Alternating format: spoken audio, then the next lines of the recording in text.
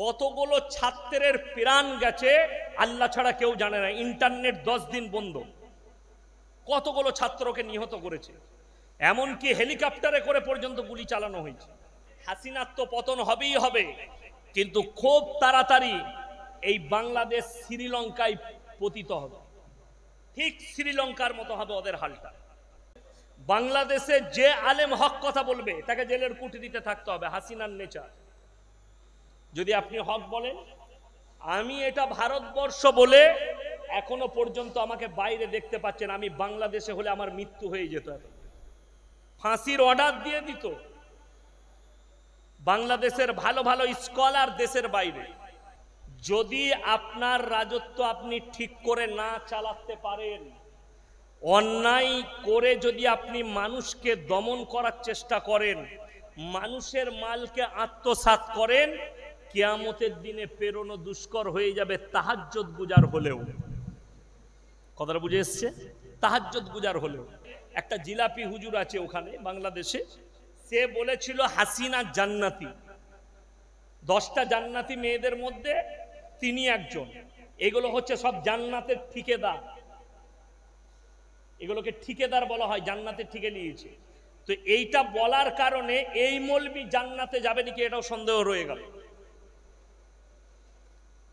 কতগুলো ছাত্রের প্রাণ গেছে আল্লাহ ছাড়া কেউ জানে না। ইন্টারনেট 10 দিন বন্ধ, কতগুলো ছাত্রকে নিহত করেছে, এমনকি হেলিকপ্টারে করে পর্যন্ত গুলি চালানো হয়েছে। আমাদের পশ্চিমবঙ্গ রাজ্য সরকার প্রতিবাদ করার কারণে কেন্দ্রেতে ফোন করে চাপ দিয়া করিয়েছে, উনি যেন প্রতিবাদ না করে। আমার দেশের মামলা আমি বুঝে নেব। এরপর অনেকজন মনে করবেন ওটা তো বাংলাদেশ। আপনাদেরকে হাদিস শুনাই যে আপনি হুজুর ভারত থেকে কেন প্রতিবাদ করছেন।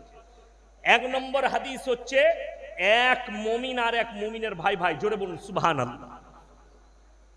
মুসলমান আর এক মুসলমানের কি বললাম? ভাই ভাই। এরপর পৃথিবীতে যে কোনো কোনায় মুসলমান কষ্ট হলে মুসলমানের দায়িত্ব তাদের লেগে দোয়া করা, প্রতিবাদ করা, জোরে বলুন সুবহানাল্লাহ। আপনারা বলুন, ফিলিস্তিনের মুসলমানদের জন্য আমরা দোয়া করছি না করি না? করা জরুরি। গাজার মুসলমান, ফিলিস্তিনের মুসলমানদের জন্য দোয়া করা জরুরি।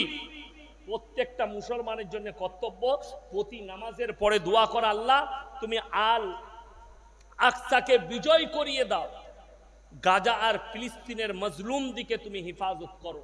তবে লেখেলেন হাসিনার তো পতন হবেই হবে, কিন্তু খুব তাড়াতাড়ি এই বাংলাদেশ শ্রীলঙ্কায় পতিত হবে, ঠিক শ্রীলঙ্কার মতো হবে ওদের হালটা। তার বাইরে এতটুকু নয়, বাকি রাত্রে আমি আলোচনা করব চরকায়। আজকে বড় কষ্ট লাগে যে আপনি দেখতে পাবেন মুসলমানদের দ্বারা কিভাবে ক্ষতিগ্রস্ত হচ্ছে। মুসলমান ক্ষতিগ্রস্ত কোথায়? আপনাকে আমি অবাক করা একটা তথ্য দিয়ে বলে দিচ্ছি। আরবের মাটিতে, মক্কা মদিনার মাটিতে যেই বাদশার বিরুদ্ধে প্রতিবাদ করবে তাকে জেলে যেতে হবে। হ্যাঁ, তাকে জেল খাটতে হবে, সেই ইমামকে জেলে যেতে হবে। বাংলাদেশে যে আলেম হক কথা বলবে তাকে জেলের কুঠরিতে থাকতে হবে, হাসিনার নেচার।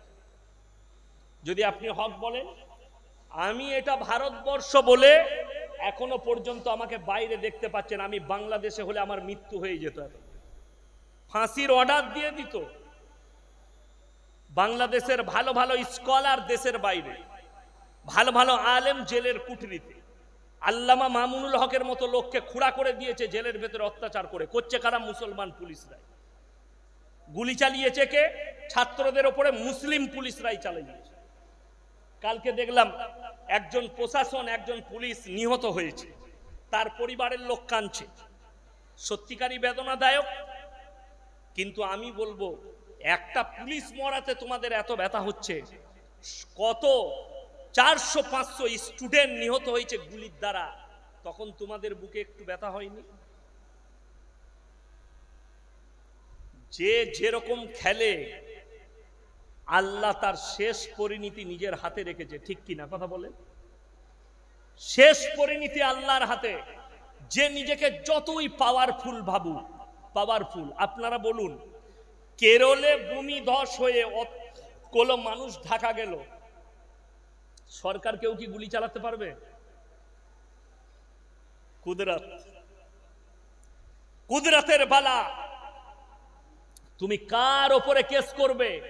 মেঘের ওপরে কেস করো, আসমানের ওপরে কেস করো। আল্লাহর আদালত হচ্ছে সব থেকে বড় আদালত। কোরআনে আছে, ইয়াউমা লা তামলিকু নাফসুন লিনাফসিন শাইয়া ওয়াল আমরু ইয়াউমাইদিন লিল্লাহ। হাসিনা জানা দরকার, কোরআন শোনো, কিয়ামতের দিনে বিচারক হবেন আল্লাহ। আল্লাহ ছাড়া কেউ কথা বলার সুযোগ পাবে না। আল্লাহ যাকে অর্ডার দিবে সে ছাড়া কেউ কোনো কথা বলতে পাবে না। কোরআনে অপর জায়গায় আছে সূরা ইয়াসিনে, আল ইয়াউমা নাখতিমু আলা আফওয়াহিহিম ওয়া তুকাল্লিমুনা আইদিহিম ওয়া তাশহাদু আরজুলুহুম বিমা কানু ইয়াকসিবুন। হে আমার রাসূল, আমি কিয়ামতের দিনে এক শ্রেণীর পাপীদের জবানটা সিলাই করে দেব। হাত কথা বলবে, কান কথা বলবে, চোখ কথা বলবে, তার অঙ্গ পতঙ্গকে কথা বলার যোগ্যতা দান করব। তারাই কথা বলবে, তাদের জবান কথা বলার আর যোগ্যতা দেওয়া হবে না। তখন তারা আমার কাছে পাকড়াও হবে।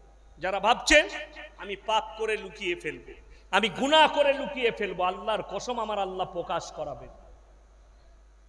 ইকরা কিতাবাক কাফা বিনাফসিকা আল-ইয়াওমা আলাইকা হাসিবা।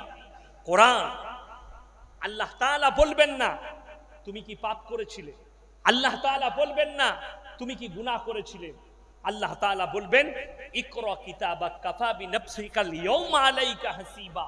তোমাদের হাতে যে আমলনামা দেওয়া হয়েছে তোমরা নিজের মুখে পড়ে শোনাও। পড়ো, নিজের মুখে পড়ো। আর মানুষ পড়বে কোন সেকেন্ডে, কত মিনিটে, কোন জায়গায়, কোন স্থানে পাপ করেছি, সব পাই টু পাই লেখা থাকবে।